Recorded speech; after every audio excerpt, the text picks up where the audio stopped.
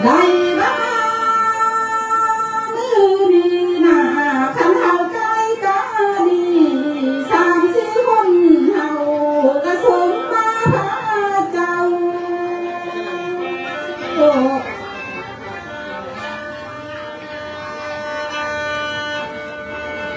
อายมองน้องเลยคันเฮามาเข้าบ้านหน้างมมือดีหน้าสมมาเจ้าผู้เนื้อคุณเรือนเจ้าสัมภาพนอ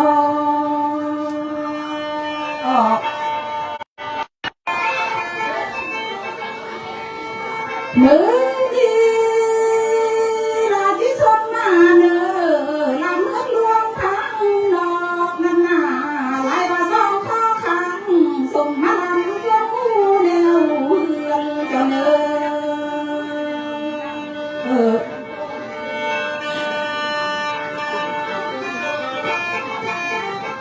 นางที่สมมาเนอทางเจ้าที่ผู้เป็นมาไฟเจ้าสัทธาผู้เป็นเขาโอ้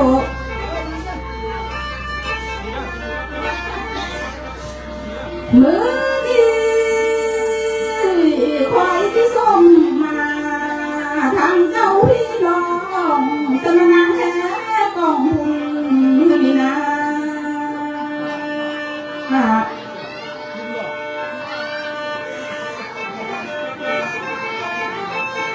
สมมาเนอแต่ก็พูดดังสักกังเฮือนลุงอาตนา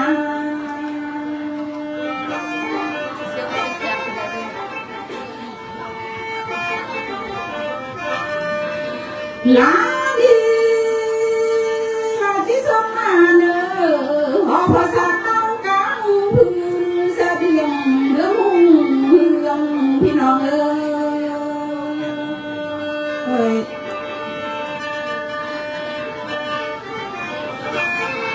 ไล่บ้ามือดีหน้าพอแม่ไว้รวมทางไฟคันบักดำสมมานี่นามีคันจองว่าไม่น่าไว้สมมาแม่มาบ่นี่เนอ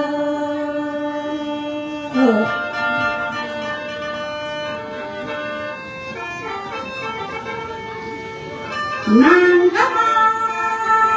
มือดีหน้าพี่น้องเอ้ยมีแต่มือห้านิ้วเด้อมอนักพอสิโกงกาฟังติดกันเลย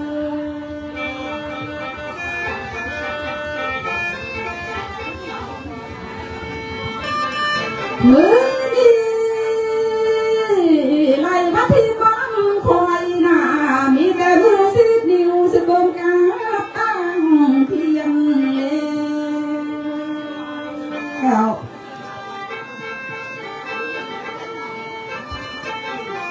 ลากะมามือดีหน้ามีแต่พงอยู่หัวสมาเทียมตามออกมาเนอมีแต่ใส่อยู่ทองงาทั่วน้องผู้สากันเนอ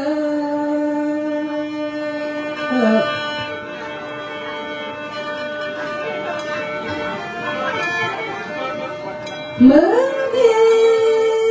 แม่บัวกาดแจงสะสดซื่อเสงามทะเลคันว่ายามก็แนมยามดีสดสดใสไข่แจง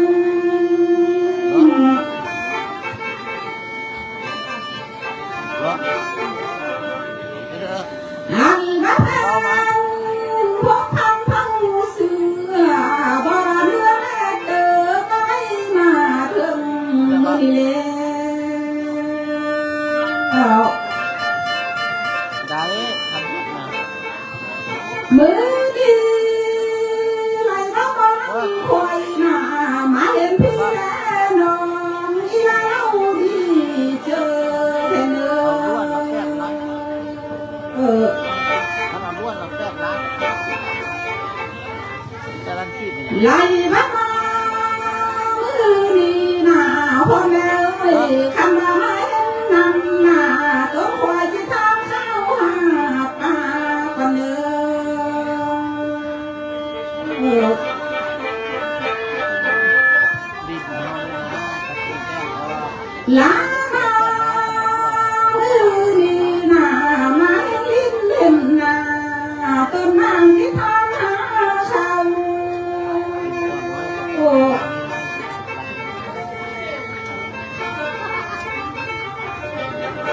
ลาก็มา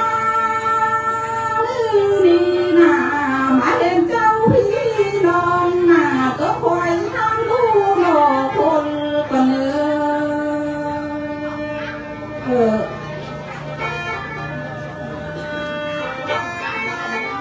เป็นแนว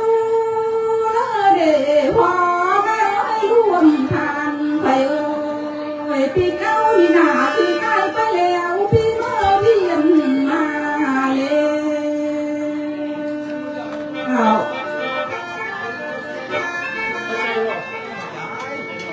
ถูกครอบครัวพวกก็สู้อยู่ล้วนจะรวยและสมพันธ์แล้วพ่อแม่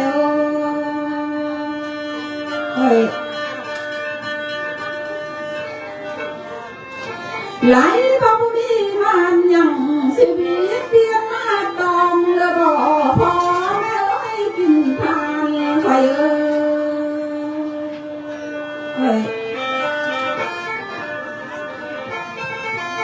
เลอบัดพี่นี่นาพี่และน้องน้ำหาวสู่คน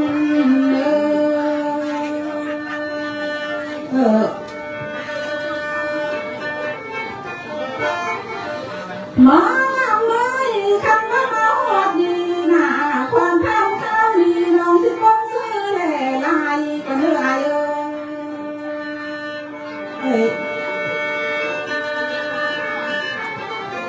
อันมาการสุ่มมานางสิใบเสื้อแหล่ย่อยเด้อลาสิอ้อยมาเรานำผู้ตึกสุ่มพันแล้ว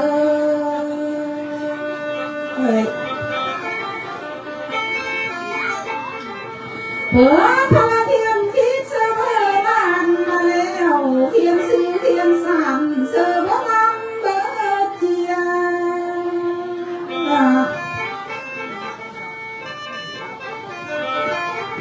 ไอ้บ่เทียมเลยเพื่อพาเทียมซื้อหน่วยสะสมข้าวหานางไร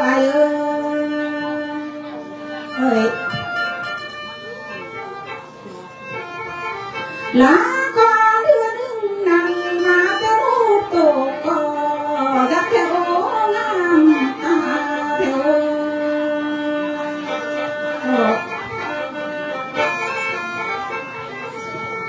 นางกัน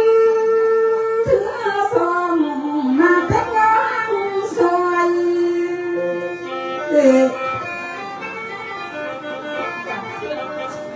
ไอ้บ่น้องเอ้ยลาเถื่อหน่อยหน้าเอิ้นซื้อเท้าแก้วอิทาบงบาสเม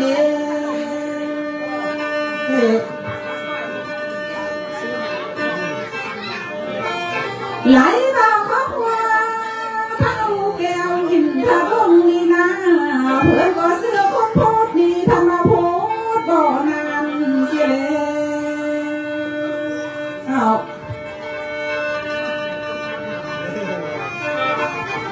ไหลบ้า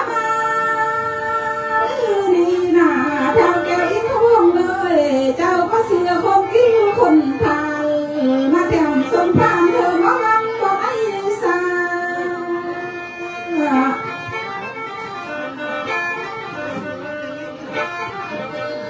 มือดี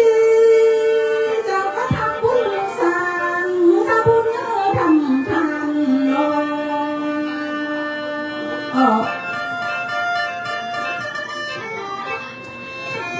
ไหลบ่าครอบครัวเท้าแก้วอินทาบงนี่นาขันมาทำบุญแล้วพระทำทานเข้ามาตื่น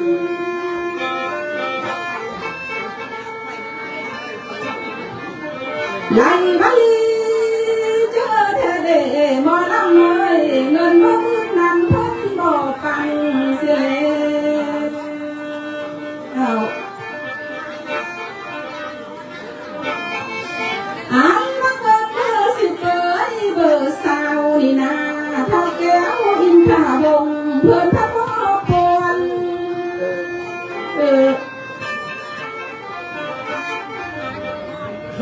อันว่าทิมน้องคอยนาพันมาละย้อน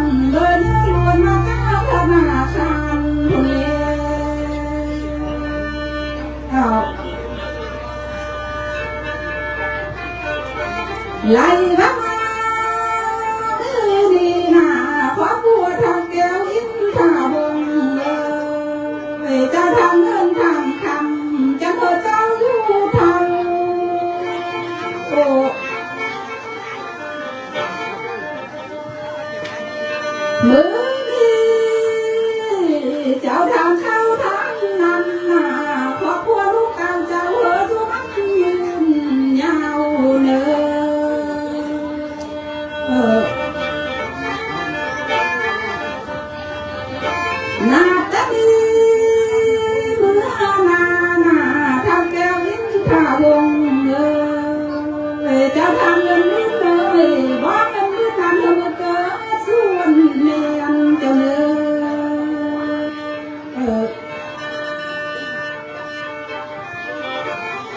ไล่บ้า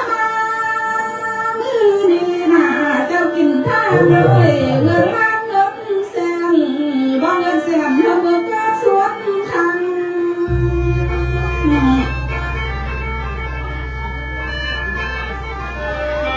นาตาลีเมื่อนาขอพวกเจ้าจังทำจังมีเนอคันว่ามีนาก็มีสักใส่เนอเจ้าหักยังหังเลยไปเนอ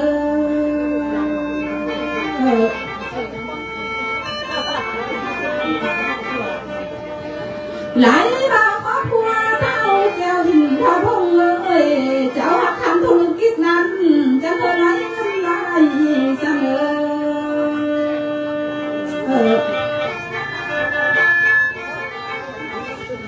หรือว่าครอบครัวเจ้านั้นทำการค้าขายจะเคยไหลเงิน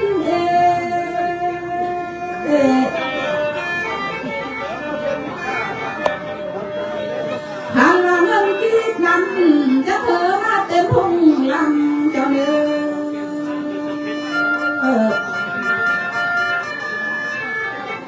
เหมือนคำมาเต็มทุ่งเลยเด้อทางเจ้าอินทพงษ์เลยแบ่งแค่ข้าแพ้จะมีผู้ว่านวลเจ้าเนื้อ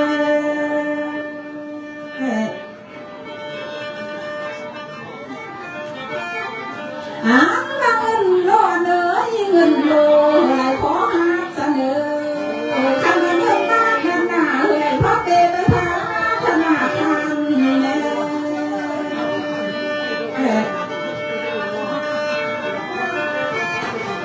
มือดีทำน้ำเอาหอดดีหน้าหน่อยคิดน้อยบ่ลังไฟอันนั้นว่าพวันนี้สิโจกวนไว้กวน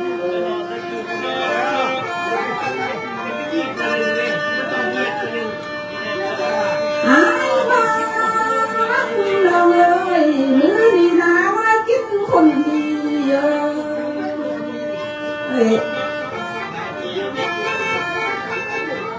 น้องที่ทำสักเราสักน้อยปาก่อนเนื้อไอ้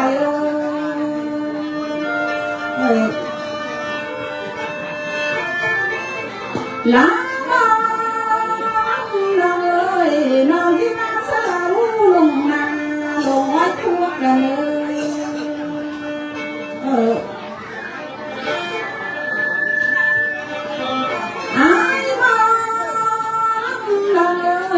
น้องที่ตอนนั้นคือเจ้าพวกไว้กูกันเนอ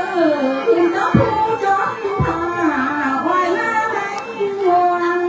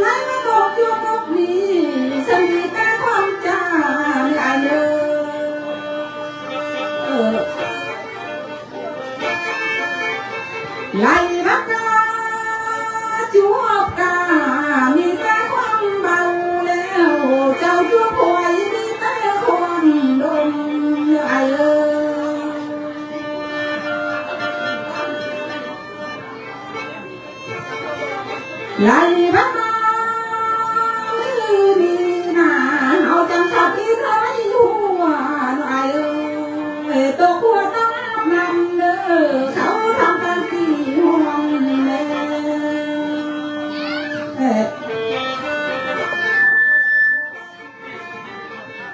้องเล่นพันยักษ์ตาอยู่ลาเด้อมอนั่งเลยขันเอาตั้งขาสะดังเอวไหลเมืองลายเอ้ย